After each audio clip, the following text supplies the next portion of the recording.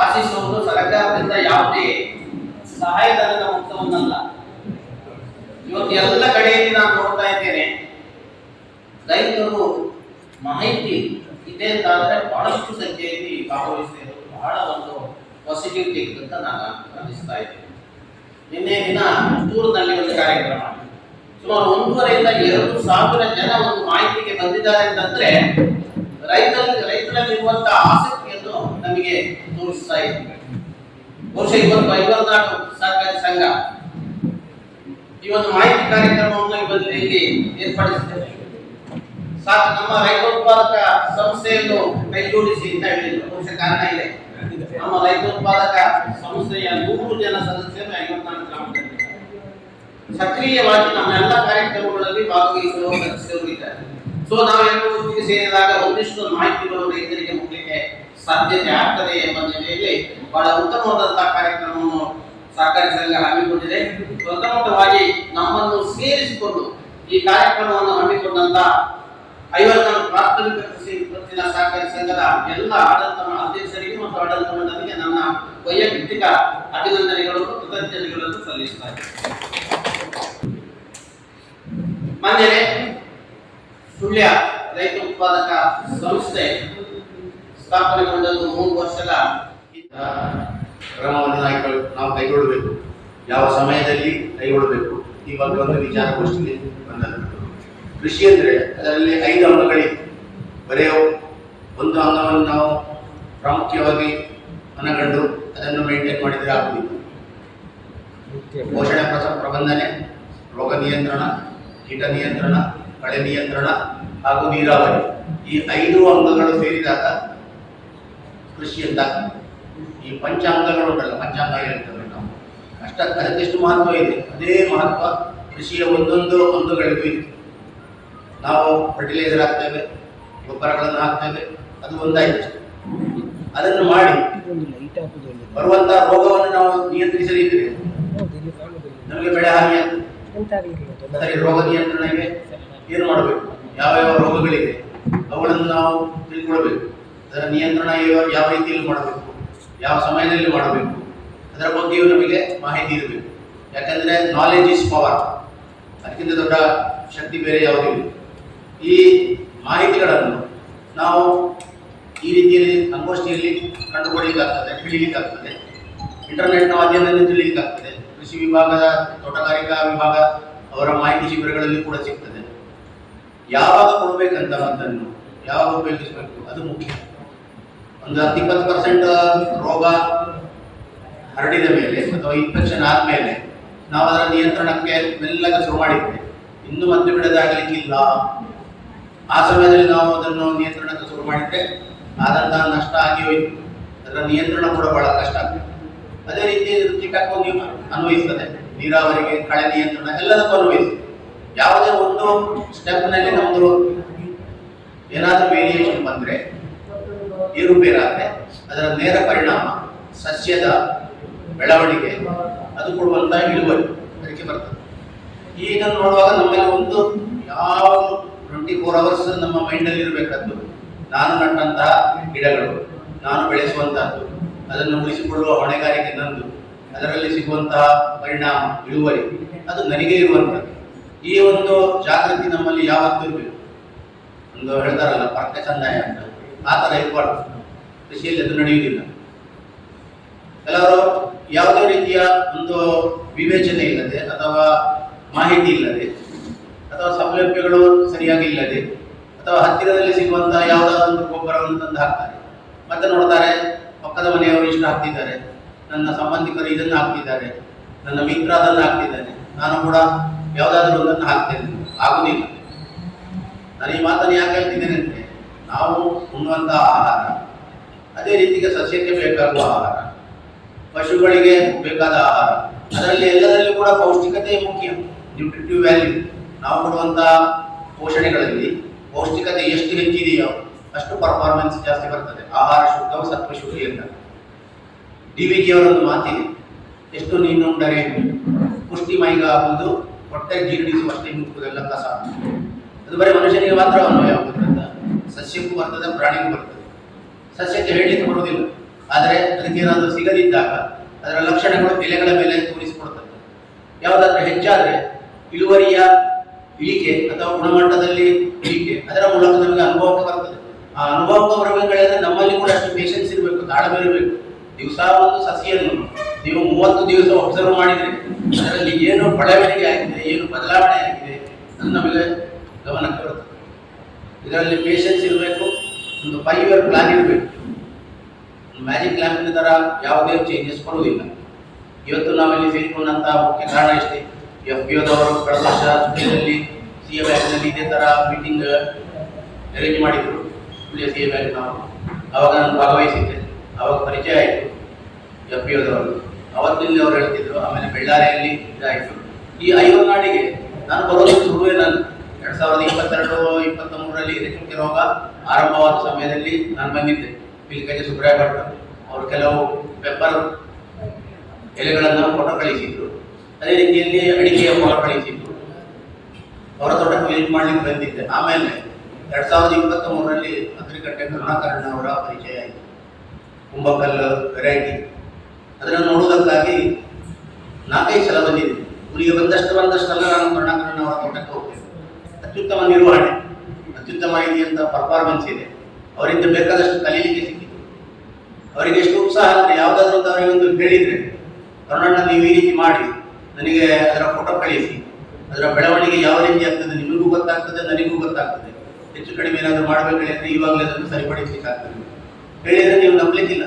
50 ದಿವಸದವರೆಗೆ ಪ್ರತಿದಿನ ಬೆಳೆದೆದ್ದು ಅವರ PVC ಪೈಪ್ನಲ್ಲಿ ಮಾಡಿದ ಪೆಪ್ಪರ್ ಬಳ್ಳಿಗಳ ಇದರಿಂದ 4-5 ಬಳ್ಳಿಗಳನ್ನು ಆಯ್ದುಕೊಂಡು ಅದೇ ಒಂದು ಪರ್ಟಿಕ್ಯುಲರ್ ಪಾಯಿಂಟ್ ಇದು ಫೋಟೋ ತೆಗೆದವರು ಕಳಿಸಿದ್ರು. ಈ ಪೆಪ್ಪರ್ನಲ್ಲಿ ಮೊಗ್ಗು ಬರುವಲ್ಲಿಂದ ಅದು ಬೇರ್ಪಟ್ಟು ಎಲೆ ಮತ್ತು ಗೆರೆಗಳು ಬೇರ್ಪಟ್ಟು ಅದರ ಗೆರೆಗಳ ಬೆಳವಣಿಗೆಯಾಗಿ ಅಲ್ಲಿ ಹೂ ಬಿಟ್ಟು ಹೂ ಅರಳಿ ಪಾಲಿನೇಷನ್ ಆಗಿ ಕಾಡು ಕಟ್ಟುವ ತನಕ 50 ದಿವಸದ ಅದರ ಒಂದು ಫೆನಾಲಜಿ ಹೇಳ್ತಾರೆ, ಜೀವನ ಕ್ರಮ. ಅದನ್ನು ಕಂಪ್ಲೀಟ್ ಅವರು ನನಗೆ ಕೊಟ್ಟಿದ್ದಾರೆ. ಅವರಲ್ಲಿ ಕೂಡ ರೆಕಾರ್ಡ್ ಇದೆ. ಇನ್ನು ಅವರಿಗೆ ಅದನ್ನು ಪರಿಷ್ಕರಿಸಲಿಕ್ಕೆ ಹೆಚ್ಚು ಕಷ್ಟ ಇಲ್ಲ. ಇವಾಗ ಮಗು ಬಿಡಲಿಕ್ಕೆ ಶುರುವಾಯಿತು. ಇನ್ನು ಹೆಚ್ಚಿನ ಕಾಳಜಿ ಎಲ್ಲ ವಿಷಯದಲ್ಲಿ, ನೀರಾವರಿ ಇರ್ಬೋದು, ಇದು ಪೋಷಕಾಂಶಗಳಲ್ಲಿರ್ಬೋದು, ರೋಗ ಬಾರದಾಗೆ, ಕೀಟ ಬಾರದಾಗೆ ಅದರ ಬಗ್ಗೆ ಜಾಗೃತಿ ಮತ್ತು ಹೆಚ್ಚಾಗ್ತದೆ. ಈಗ ನೋಡಿದರೆ ಈ ಐವರ್ನಾಡು ಇದರ ಸರೌಂಡಿಂಗ್ಸ್ನಲ್ಲಿ 4-5 ಮಂದಿ ಇವತ್ತು ನನಗೆ ಮಾಹಿತಿ ಸಿಕ್ಕಿತು. ಪಿಲಿಕಜೆ ಅವರು ಮಾಡಿದ್ದಾರೆ, ಕುಂಬಕಲ್ಲು ಕರುಣಾಕರಣ್ಣ ಮಾಡಿದ್ದಾರೆ, ಮತ್ತು ಮೊನ್ನೆ ನೋಡುವಾಗ ರಾಮಚಂದ್ರ ಪಲ್ಲತಡ್ಕ ಎನ್ನುವರದ್ದು ಒಂದು ವಿಡಿಯೋ ನೋಡಲಿಕ್ಕೆ ಸಿಕ್ಕಿತು. ಸೊ ಕುಂಬಕಲ್ಲು ವೆರೈಟಿಯ ಬಗ್ಗೆ ಈ ಐವರ್ನಾಡು ಇದೊಂದು ಕೇಂದ್ರ ಬಿಂದುವನ್ನು ಹೇಳುವಂಥದ್ದು, ಅದಂತೂ ನಿಜ. ಈ ವೆರೈಟಿಗಳನ್ನು ನಾವು ಸಿಲೆಕ್ಟ್ ಮಾಡುವಾಗ ನಮ್ಮಲ್ಲಿ 2-3 ಬಗೆಯ ಮಾಹಿತಿಗಳನ್ನು ನಾವು ಕಲೆ ಹಾಕ್ತೀವಿ. ಬರೀ ಇಳುವರಿ ಅಂತ ಮುಖ್ಯ ಅಲ್ಲ, ಇಳುವರಿ ಬೇಕೇ ಬೇಕು. ಇಳುವರಿಯ ಜೊತೆಗೆ ರೋಗ ಸಹಿಷ್ಣುತೆ ಆ ತಳಿಯಲ್ಲಿ ಎಷ್ಟಿದೆ ಅದರ ಬಗ್ಗೆ ನಮ್ಮಲ್ಲಿ ಮಾಹಿತಿ ಇರಬೇಕು. ಇಲ್ಲದೆ ಆದರೆ ಎಷ್ಟು ಅಧಿಕ ಇಳುವರಿ ಕೊಡುವುದಿದ್ರೂ ಕೂಡ ರೋಗಗಳು ಅದಕ್ಕೆ ಬರುವುದು ಜಾಸ್ತಿ ಆದರೆ ಆ ಅಧಿಕ ಇಳುವರಿಯ ಹೆಚ್ಚಿನ ಆದಾಯ ಆ ರೋಗ ನಿಯಂತ್ರಣದ ಮತ್ತಿಗೆ ಮುಗಿದೋಯ್ತು ಅಲ್ವಾ. ಅದರ ಜೊತೆಗೆ ಬದಲಾಗುತ್ತಿರುವಂತಹ ವಾತಾವರಣ ಅಂದರೆ ಕ್ಲೈಮೇಟ್ ಚೇಂಜ್, ಅದನ್ನು ಎದುರಿಸುವಂತಹ ಸಾಮರ್ಥ್ಯದಲ್ಲಿ ಎಷ್ಟಿದೆ. ಈಗ ನೀರಿನ ಒತ್ತಡ ಇರಬಹುದು, ಬೇಸಿಗೆಯಲ್ಲಿ ನೀರಿನ ಕೊರತೆ ಇರ್ತದೆ, ಅಥವಾ ಅಧಿಕ ಉಷ್ಣತೆ, ಅದನ್ನು ಸಹಿಸಿಕೊಳ್ಳುವಂತಹ ಕ್ಷಮತೆ ಎಷ್ಟಿದೆ ಅದರ ಬಗ್ಗೆಯೂ ನಮ್ಮಲ್ಲಿ ಮಾಹಿತಿ ಇರಬೇಕು. ಅದೇ ರೀತಿ ನಮ್ಮ ಮಣ್ಣಿಗೆ ಅಂದರೆ ಮಣ್ಣಿನ ತರಗತಿಗೆ ಆ ವೆರೈಟಿಗೆ ಇರುವಂತಹ ಒಂದು ಸಂಬಂಧ, ಒಂದು ಸಸ್ಯಕ್ಕೂ ಮಣ್ಣಿಗೂ ಇರುವಂತಹ ಸಂಬಂಧ, ನಮ್ಮ ಮಣ್ಣು ಹೇಗಿದೆ, ಅದರಲ್ಲಿ ಪೋಷಕಾಂಶಗಳು ಎಷ್ಟಿದೆ, ಈ ಬೆಳೆಗೆ ಬೇಕಾಗುವಷ್ಟು ಪ್ರಮಾಣದಲ್ಲಿ ಉಂಟಾ, ಈ ಬಗ್ಗೆ ಕೂಡ ನಮ್ಮಲ್ಲಿ ಮಾಹಿತಿ ಇರಬೇಕು. ಅದು ಒಂದೊಂದೇ ನಾವು ಸಂಗ್ರಹಿಸ್ತಾ ಹೋಗ್ಬೇಕಾಗ್ತದೆ. Rome is not built in a day ಅಂತ ಹೇಳ್ತಾರಲ್ಲ, ಹಾಗೆ ಯಾವುದಾದ್ರೂ ಕೂಡ ಒಂದು ಸುಸ್ಥಿರತೆಗೆ ಬರಲಿಕ್ಕೆ ಸಮಯ ತಗೊಳ್ತದೆ. ಅಷ್ಟು ಪೇಷನ್ಸ್ ಇರಬೇಕು, ನಮ್ಮಲ್ಲಿ ಪ್ರಿಸರ್ವೆನ್ಸ್ ಇರಬೇಕು, ನಿರಂತರತೆ ಇರಬೇಕು, ಆರಂಭ ಚುರುಕು ಇರಬಾರ್ದು.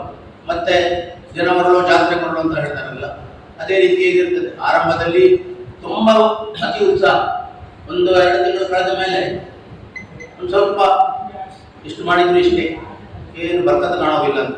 ಯಾಕಂದ್ರೆ ನಾವು ಇವತ್ತು ಫರ್ಟಿಲೈಸರ್ ಹಾಕಿದ್ರೆ ನಾಳೆ ಹೊಸದಲ್ಲಿ ಚೇಂಜಸ್ ಎಕ್ಸ್ಪೆಕ್ಟ್ ಮಾಡ್ತೇವೆ, ಅದು ಇರಬಾರ್ದು.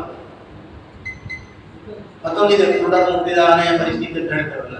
ಪ್ರಸ್ತುತ ನಮ್ಮ ಇಲ್ಲಿಯ ಕೃಷಿಯ ಪರಿಸ್ಥಿತಿ ಹೇಗಾಗಿದೆ ಅಂದರೆ ಅದು ಕುರುಡರು ಮುಟ್ಟಿದ ಆನೆಯ ಪರಿಸ್ಥಿತಿಯಾಗಿ. ಬಾವ ಆ ಥರ ಹೇಳಿದ್ರು, ಚಿಕ್ಕಪ್ಪ ಈ ಥರ ಹೇಳಿದ್ರು, ಫ್ರೆಂಡ್ ಈ ಥರ ಹೇಳಿದ್ರು, ಒಂದು ಕಂಪನಿಯವರು ಬಂದವರು ಈ ಥರ ಹೇಳಿದ್ರು, ಸೈಂಟಿಸ್ಟ್ಗಳು ಈ ತರ ಹೇಳಿದ್ರು. ನಮಗೆ ಯಾವುದನ್ನು ಅನುಸರಿಸಬೇಕು, ಯಾವುದು ಗೊತ್ತಾಗುವುದಿಲ್ಲ. ಇದೆಲ್ಲವನ್ನು ಸ್ವಾಧ್ಯಾಯದಿಂದ ಪ್ರಾಯೋಗಿಕವಾಗಿ ನಾವು ಮಾಡಿ ಕಲಿತುಕೊಳ್ಳಿಕ್ಕೆ ಆಗ್ತದೆ. ಅಷ್ಟಕ್ಕೆ ನಮ್ಮಲ್ಲಿ ಪೇಷನ್ಸ್ ಇರಬೇಕು.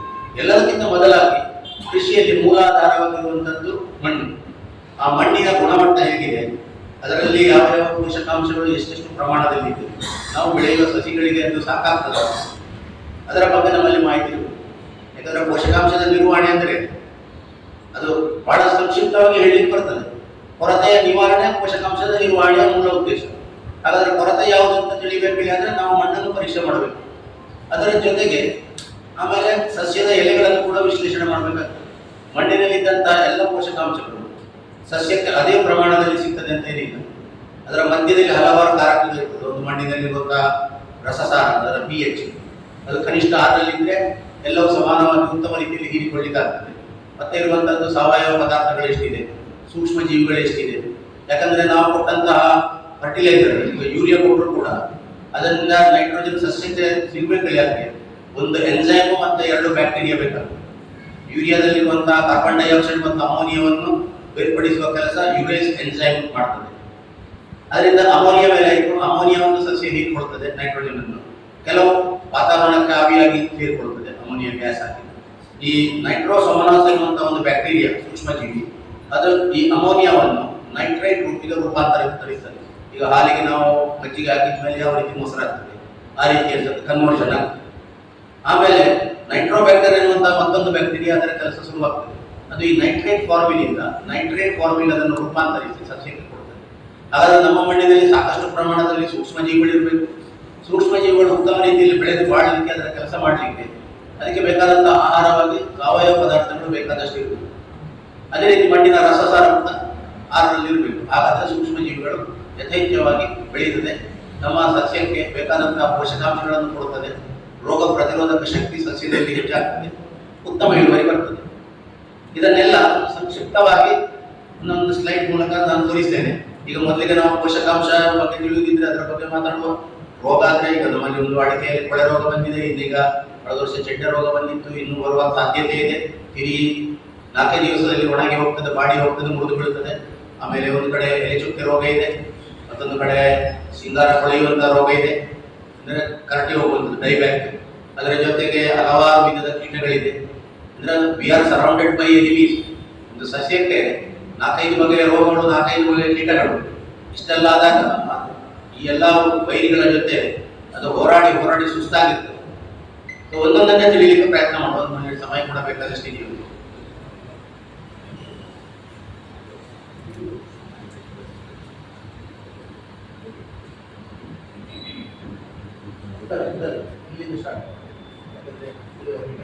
ಅಥವಾ ನಮಗೆ ಬರುವಂತಹ ತೊಂದರೆಗಳನ್ನು ಮೊದಲು ನಾವು ಗುರುತಿಸಬೇಕು.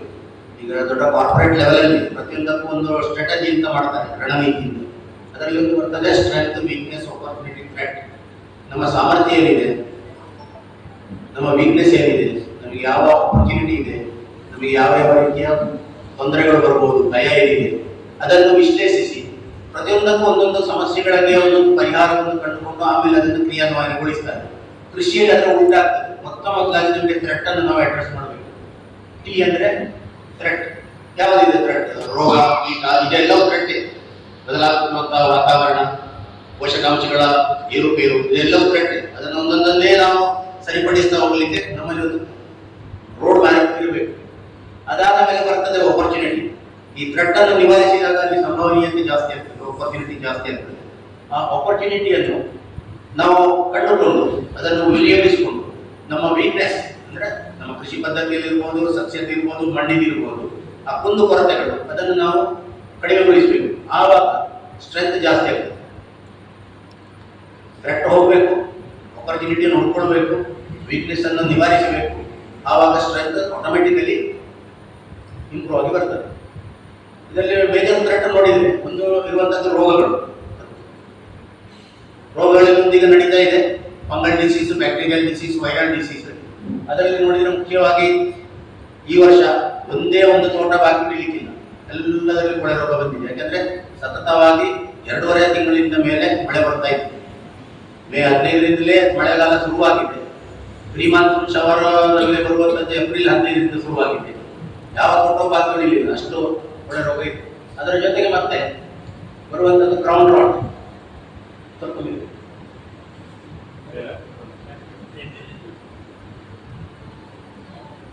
ಅದರ ಜೊತೆಗೆ ಮತ್ತೆ ಕ್ರೌನ್ ರಾಟ್ ಕೂಡ ಬರ್ತದೆ, ಬಟರ್ ರಾಟ್ ಬರ್ತದೆ. ಇದೆಲ್ಲವೂ ಕೂಡ ಫೈಟೋಫ್ತೋರಾದಿಂದ ಸಂಬಂಧಪಟ್ಟಂತದ್ದು. ಒಳರೋಗ ಬಂದಾಗ ಒಂದು 2 ಮರದಲ್ಲಿ ಇರುವುದನ್ನು ನಾವು ನಿರ್ಲಕ್ಷ್ಯ ಮಾಡಲಿಕ್ಕೆ ಸಾಧ್ಯ ಇಲ್ಲ.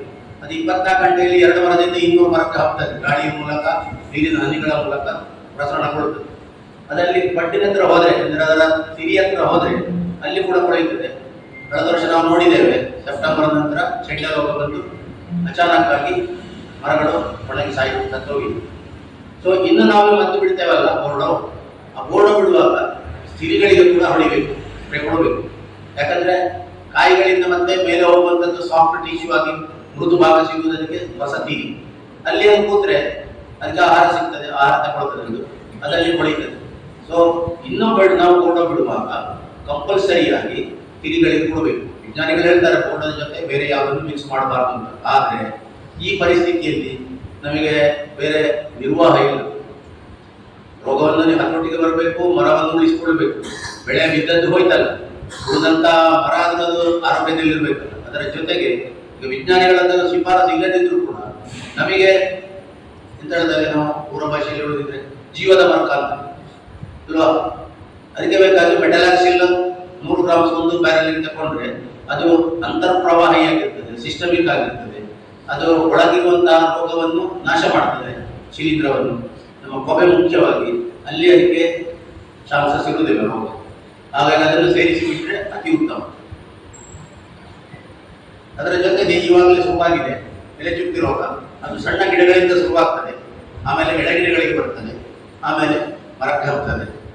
ಅದನ್ನು ನೀವು ಸೂಕ್ಷ್ಮವಾಗಿ ಗಮನಿಸಿದ್ರೆ ಆ ಎಡಬದಿಯಲ್ಲಿ ನೋಡಿ ಒಂದು ಅರಸಿನ ರೌಂಡ್ ಮಾತ್ರ ಇದೆ.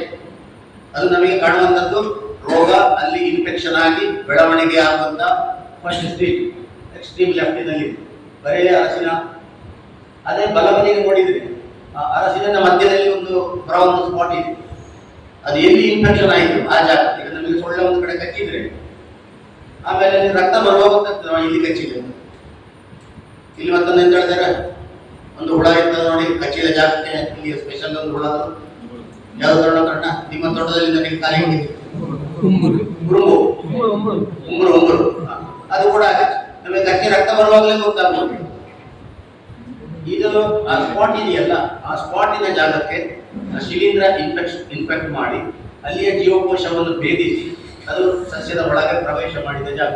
ಅಲ್ಲಿಂದ ಮತ್ತೆ ಅದು ಸ್ಪ್ರೆಡ್ ಆಗ್ತಾ ಹೋಗ್ತದೆ. ಕೊನೆಗೆ ಕೆಳಗೆ ಬಂದ್ರೆ ಅಲ್ಲಿ ನೋಡಿ ಯಾವ ರೀತಿಯಲ್ಲಿ ಸ್ಪ್ರೆಡ್ ಆಯಿತು, ಇಡೀ ಎಲೆ ಸ್ಪ್ರೆಡ್ ಆಯಿತು. ಪರಿಣಾಮ ಏನಾಯಿತು, ಈಗ ಒಂದು ಗಿಡದಲ್ಲಿ ಅಥವಾ ಒಂದು ಮರದಲ್ಲಿ 8, 9, 10 ಎಲೆಗಳಿದ್ರೆ ಅದರ ಮೇಲಿನ ತಿರಿಯಿಂದ ಬಿಟ್ಟು ಓಪನ್ ಆದಂತಹ 3-4 ಎಲೆಗಳು ಅದು ಸೂರ್ಯಪ್ರಕಾಶ ಸಂಶ್ಲೇಷಣೆ ಮಾಡಿ ಆಹಾರವನ್ನು ತಯಾರು ಮಾಡುವಂಥದ್ದು ನಮ್ಮ ಕಿಚನ್ ಇದ್ದಾಗ. ಕೆಳಗಿನ ಎಲೆಗಳು ಯಾವುದಾಯಿತು ಅದು ವ್ಯಾರೋಸ್, ಸಸ್ಯ ತಯಾರು ಮಾಡಿಟ್ಟಂತಹ ಆಹಾರವನ್ನು ಅದು ಮುಂದಿನ ಅವಶ್ಯಕತೆಗೆ ತನ್ನ ಎಲೆಗಳಲ್ಲಿ ಸಂಗ್ರಹಿಸಿರ್ತದೆ. ಈ ಶಿಲೀಂಧ್ರ ಅಟ್ಯಾಕ್ ಮಾಡಿದ್ದಲ್ಲಿ ನಮ್ಮ ವ್ಯಾರೋಸ್ಗೆ ಅಲ್ಲಿ ಸಸ್ಯ ಸಂಗ್ರಹಿಸಿಟ್ಟಂತಹ ಆಹಾರ ಎಲ್ಲ ನಷ್ಟ ಆದಾಗ ಮುಂದಿನ ಬೆಳವಣಿಗೆಗೆ ಬೇಕಾದಂತಹ ಆಹಾರ ಸಿಗುವುದಿಲ್ಲ, ಸಸ್ಯ ಸಾಕಾಗುವುದಿಲ್ಲ. ಆವಾಗ ಅದು ಪುನಃ ಬಳಲುತ್ತದೆ. ಹೊಸ ಎಲೆಗಳ ನಿರ್ಮಾಣ, ಅದರ ಆಕಾರ ಎಲ್ಲದರಲ್ಲಿ ವ್ಯತ್ಯಾಸ ಬರ್ತದೆ.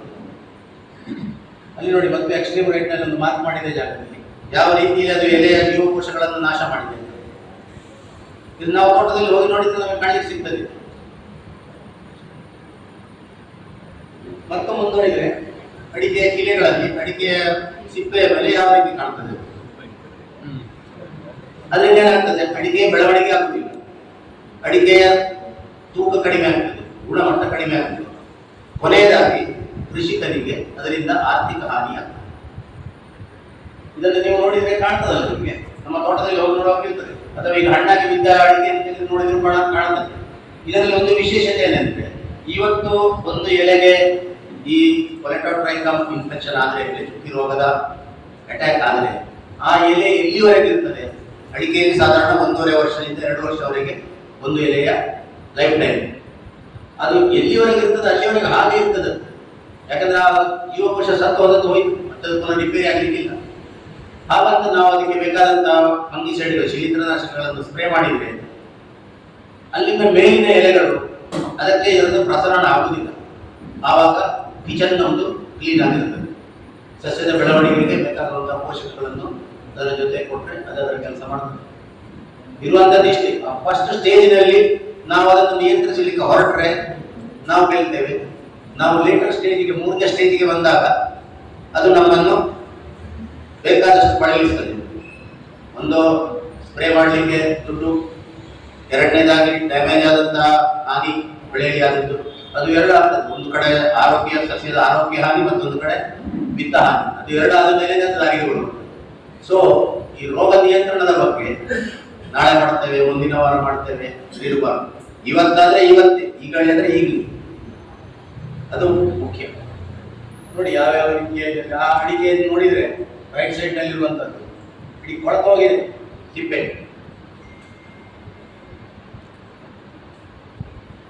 ಮತ್ತೆ ನೋಡಿದ್ರೆ